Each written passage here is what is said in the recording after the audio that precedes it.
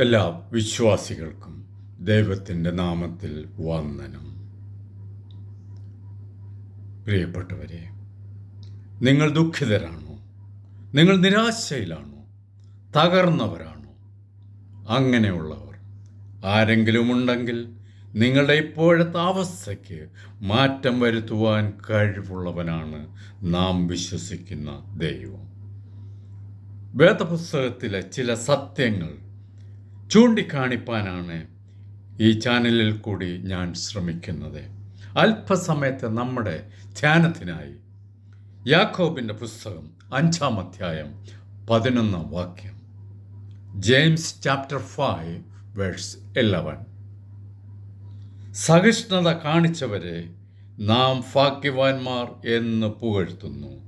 യോബിൻ്റെ സഹിഷ്ണുത നിങ്ങൾ കേട്ടു. കർത്താവ് വരുത്തിയ അവസാനം കണ്ടുമിരിക്കുന്നു. കർത്താവ് മഹാകരുണയും മനസ്സലിവുള്ളവനും അല്ലോ. സഹിഷ്ണുത കാണിച്ചവരെ നാം ഭാഗ്യവാന്മാർ എന്ന് പുകഴ്ത്തുന്നു. യാതനകളും ദുരിതങ്ങളും അത് സന്തോഷത്തോടെ സഹിക്കുന്നവർ ഭാഗ്യവാന്മാരാണ്. ക്രിസ്തീയ ജീവിതം സഹനമല്ലേ? കുരിശ് വഹിച്ചവനാണ് ക്രിസ്തു. നാമെല്ലാം ഓരോ തരത്തിലുള്ള പ്രശ്നങ്ങളിൽ കൂടി കടന്നു പോകുന്നു. അനുദിനവും പല രീതിയിലാണ് ഓരോരുത്തരുടെയും പ്രശ്നങ്ങൾ. ഹൃദയം നിറങ്ങുന്ന പൂക്കയുന്ന അവസ്ഥയിലാണ് മിക്കവാറും എല്ലാ കുടുംബങ്ങളും. അഗ്നി പോലെയാണ്. എല്ലാ മനുഷ്യരും ഇതൊക്കെ വഹിച്ചുകൊണ്ടാണ് അനുദിനം നടക്കുന്നത്.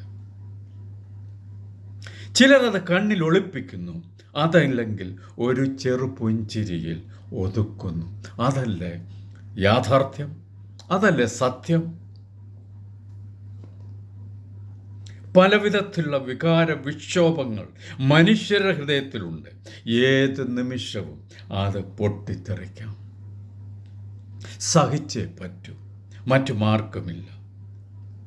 എന്നാൽ സന്തോഷത്തോടെ അതിനെ നേരിട്ടാൽ ദൈവം നിങ്ങൾക്ക് സമാധാനം തരും. പരിഭവിച്ചു കൊണ്ടിരുന്നാൽ ദോഷമേ വരത്തുള്ളൂ, സംഭവിക്കുള്ളൂ. ഒരു പ്രശസ്ത എഴുത്തുകാരൻ്റെ പുസ്തകത്തിൽ ഒരു ഇടയ ബാലികയെപ്പറ്റി പറയുന്നുണ്ട്. ആ ബാലികയ്ക്ക് ആടുകളെ പരിപാലിക്കുന്നതായിരുന്നു ജോലി. വളരെ ക്ലേശകരമായ ജോലിയായിരുന്നു. കാട്ടിലും മേട്ടിലും കൊടും തണുപ്പത്ത് മറ്റ് ജീവിതമാർക്കും ഒന്നുമില്ലാത്തതിനാൽ വളരെ തുച്ഛമായ പ്രതിഫലത്തിന് ഈ ജോലി അവൾ ചെയ്തു പോന്നു. എന്നാൽ അവൾ പലപ്പോഴും സംതൃപ്തയും ഉന്മേഷവതിയുമായിരുന്നു. ഇതിന് കാരണം ഈ ബാലിക ജോലിക്കിടയിൽ ഇങ്ങനെ പ്രാർത്ഥിക്കുമായിരുന്നു: ദൈവമേ, അത്യധികമായ തണുപ്പ് നീ എനിക്ക് നൽകരുത്. കരുണയുള്ള പിതാവേ, കഠിനമായ വിശപ്പ് കൊണ്ട് നീ എന്നെ ശിക്ഷിക്കരുത്. അനൽപമായ ദാഹം കൊണ്ട് വിഷമിപ്പിക്കരുത്. ഈ പ്രാർത്ഥനയിലൂടെ അവൾക്ക് സന്തോഷവും സമാധാനവും കൈവരിക്കാൻ കഴിഞ്ഞു. എന്താണ് നിങ്ങൾ ചെയ്യേണ്ടത്? എല്ലാം സഹിക്കാൻ എനിക്ക് കൃപ തരയണമെന്ന്, ശക്തി തരയണമെന്ന് അപേക്ഷിക്കാം. നമുക്ക് കാണുവാൻ സാധിക്കും, നമ്മുടെ ചുറ്റുപാടും ഒരു സമയത്ത്, ഒരു കാലത്ത് ദുരിതത്തിലും പ്രയാസത്തിലും കഴിഞ്ഞവർ ഇന്ന് വളരെ സമൃദ്ധിയിലും സമാധാനത്തിലും സന്തോഷത്തിലും ജീവിക്കുന്നത്. എന്താണ് അതിന് കാരണം? ക്രിസ്തുവിൽ പറ്റിച്ചേർന്ന് നിന്നവർ ഒക്കെ അഭിവൃദ്ധിപ്പെട്ടിട്ടുണ്ട്. ഇപ്പോൾ നിങ്ങൾ കഷ്ടതയിലാണെങ്കിൽ നിരാശപ്പെടരുത്. കാക്കുക. ക്ഷമയോടെ നിങ്ങളുടെ പ്രയാസങ്ങൾക്ക് ഒരു അറുതി വരാൻ ഒരു സമയം മാറ്റിവച്ചിരിക്കുന്നു ദൈവം നിങ്ങൾക്കായി. നിങ്ങൾ പ്രാർത്ഥിക്കുമ്പോൾ, ക്രിസ്തുവിൽ ആശ്രയിച്ച് മുമ്പോട്ട് പോകുമ്പോൾ നിങ്ങൾക്ക് ഒരു വിടുതൽ കർത്താവ് തരും. ഹബക്കൂക്ക് ചാപ്റ്റർ 2-ാം അധ്യായത്തിൽ പറയുന്നുണ്ട്: സമയം തെറ്റുകയില്ല, അത് വൈകിയാലും അതിനായി കാത്തിരിക്കുക. അത് വരും നിശ്ചയം, താമസിക്കുകയുമില്ല. നിങ്ങൾ ചെയ്യേണ്ടത് വിശ്വസിക്കുക മാത്രം. കർത്താവിൽ പറ്റിച്ചേർന്ന് നിൽക്കുക. പിശാചിൻ്റെ സ്വാധീനത്തിൽ നിന്ന് മാറി നിൽക്കണം. പ്രിയപ്പെട്ടവരെ, നിന്റെ ജീവിതത്തിൽ പിശാചിന് അനുകൂലമായത് എന്തൊക്കെയുണ്ട്? ഒരു പക്ഷേ മുഴുവൻ അതാണോ? ദൈവത്തിന് ഇഷ്ടമല്ലാത്തത് എന്തൊക്കെയുണ്ട്? നിങ്ങൾ ചിന്തിക്കുക ഒരു നിമിഷം ഓരോരുത്തരും. അതൊക്കെ പൂർണ്ണമായി മാറ്റുക. നിങ്ങൾക്കതിന് സാധിക്കുമോ? കൂടുതലും നിങ്ങളിപ്പോൾ ചെയ്യുന്നതും നിങ്ങൾ ഇഷ്ടപ്പെടുന്നതുമാണ്, നിങ്ങൾക്ക് പ്രിയപ്പെട്ടതാണ്, നിങ്ങൾക്കറിയാം അത്. ദൈവം ദുഃഖിക്കുന്നത്, ദൈവത്തിന് ഇഷ്ടമല്ലാത്തത് ഒക്കെയാണ് നിങ്ങൾ അനുദിനം ചെയ്തുകൊണ്ടിരിക്കുന്നതെന്ന്. അതൊക്കെ മാറ്റണം.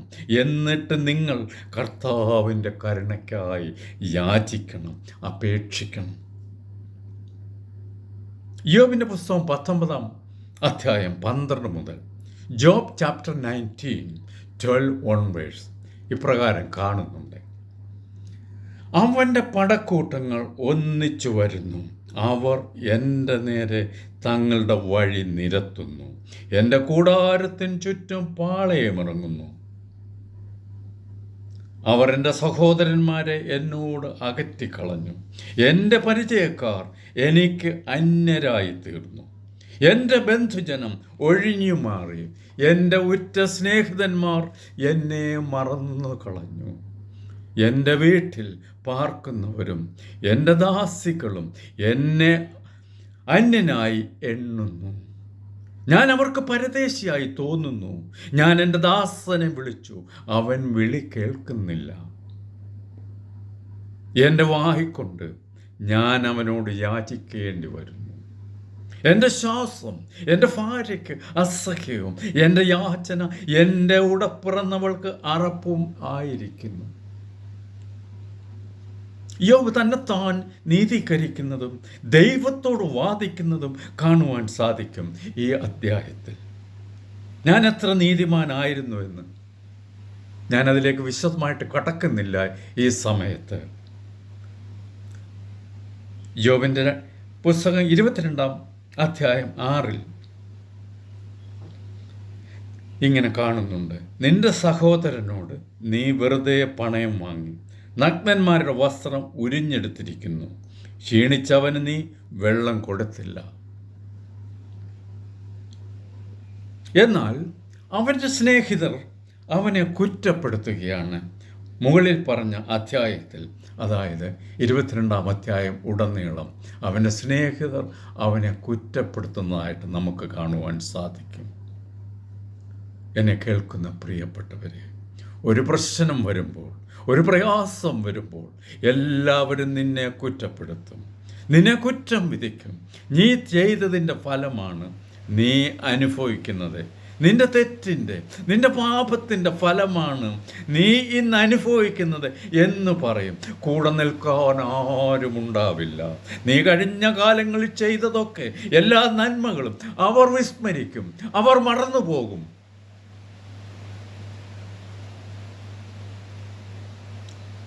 വെളിപാട് 1-ാം അധ്യായം 17-18, റെവലേഷൻ ചാപ്റ്റർ 1:17 and 18.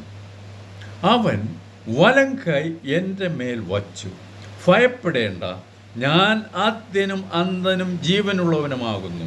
ഞാൻ മരിച്ചവനായിരുന്നു, എന്നാൽ ഇതാ എന്നേക്കും ജീവിച്ചിരിക്കുന്നു. മരണത്തിൻ്റെയും പാതാളത്തിൻ്റെയും താക്കോൽ എൻ്റെ കൈവശമുണ്ട്. യോഹന്നാനെ കാരാഗ്രഹത്തിൽ നിന്ന് ശിക്ഷിപ്പാനായി തിളച്ച എണ്ണയിലിടാൻ രാജാവ് കൽപ്പിച്ചു. അവർ അവനെ തിളച്ച എണ്ണയിലിട്ടു. അവനൊന്നും സംഭവിച്ചില്ല എന്ന് മനസ്സിലാക്കി അവൻ ഇനി സുവിശേഷം പറയരുതെന്ന് പറഞ്ഞ് പത്മോസ് ദ്വീപിലേക്ക് അവനെ നാട് കടത്തി. ഇതാണ് ഇതിൻ്റെ പശ്ചാത്തലം. ജീവനുള്ള ദൈവം നമ്മെ തീയിലും വെള്ളത്തിലും രക്ഷിക്കുന്നവനാണ്. എബ്രായ ബാലന്മാർ തീയിൽ കൂടി കടന്നു പോയപ്പോൾ ഒന്നും സംഭവിച്ചില്ല. പത്മോസ് ദ്വീപിലെത്തിയപ്പോൾ അവിടെ ഒരു മനുഷ്യജീവി പോലുമില്ല.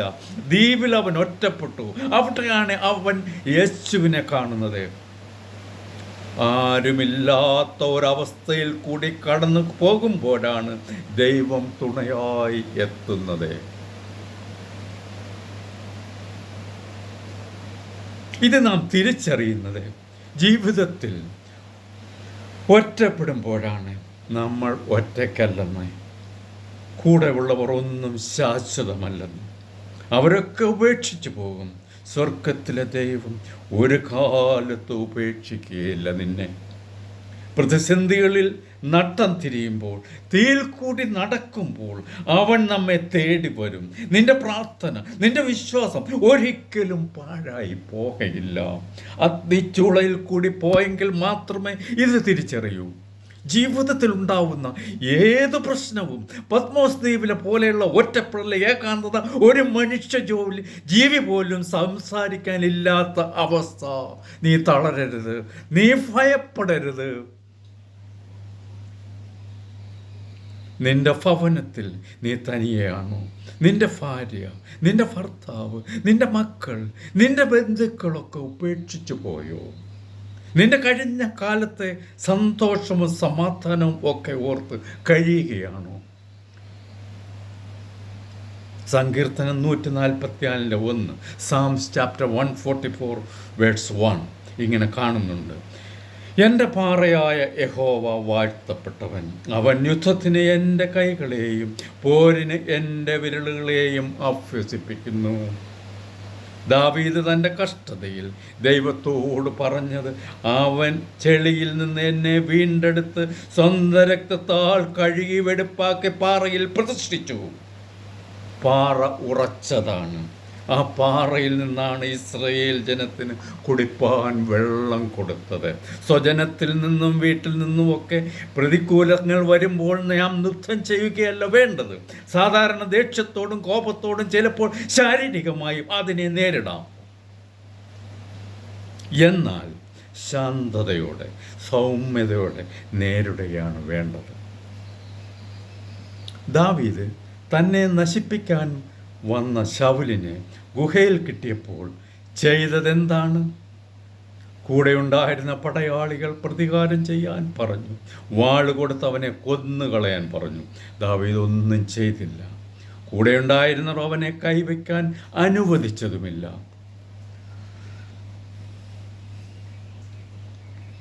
ചെങ്കടലിൽ വെച്ച് രക്ഷിക്കാനായി വന്ന ദൈവം, തീയിൽ നാലാമനായി വന്ന ദൈവം, തടങ്കലിൽ രക്ഷിച്ച ദൈവം, പത്മോസ് ദ്വീപിൽ ഇറങ്ങി വന്ന ദൈവം നമ്മുടെ ആവശ്യം അറിഞ്ഞ് ഇറങ്ങി വരുന്നവനാണ്. പ്രിയപ്പെട്ടവരെ, ദുരിതങ്ങൾ വരുമ്പോൾ, ശാപങ്ങൾ വരുമ്പോൾ ഒന്നോർത്താൽ മതി: ക്രിസ്തുവിങ്കിലേക്ക് നോക്കുക, എല്ലാം മാറും. ശരിയായ ഒരു വിശ്വാസി ക്രിസ്തുവിങ്കിലേക്ക് നോക്കും. അവൻ വാടുകയില്ല, അവൻ തളരുകയില്ല. ക്രിസ്തു അനുഭവിച്ച യാതനകൾ, ദുരിതങ്ങൾ ഓർക്കും. കൂടെയുണ്ടായിരുന്നവർ, ഒപ്പം ഉണ്ടായിരുന്നവർ, അവനിൽ നിന്ന് നന്മ കിട്ടിയവർ, അനുഗ്രഹം കിട്ടിയവർ ആരുമുണ്ടായിരുന്നില്ല. ആ സമയത്ത് ആശ്വാസം പകരാൻ ആരുമുണ്ടായിരുന്നില്ല. അത് വെച്ച് നോക്കുമ്പോൾ നമ്മുടേത് എത്രയോ നിസ്സാരമാണ്. ദൈവത്തിന് അസാധ്യമായത് ഒന്നുമില്ല. ഒരു നിമിഷം മതി എല്ലാം മാറ്റിമറിക്കാൻ. ഞാൻ എൻ്റെ വാക്കുകൾ ചുരുക്കുന്നു. God bless you all. കർത്താവായ യേശു ക്രിസ്തുവിൻ്റെ കൃപ നിങ്ങളോടെല്ലാവരോടും കൂടെ ഇരിക്കുമാറാകട്ടെ. ആമേൻ, ആമേൻ, ആമേൻ. ഈ സന്ദേശം നൽകിയത് ജോർജ് ജൂനിയർ കിഴക്കേ വീട്.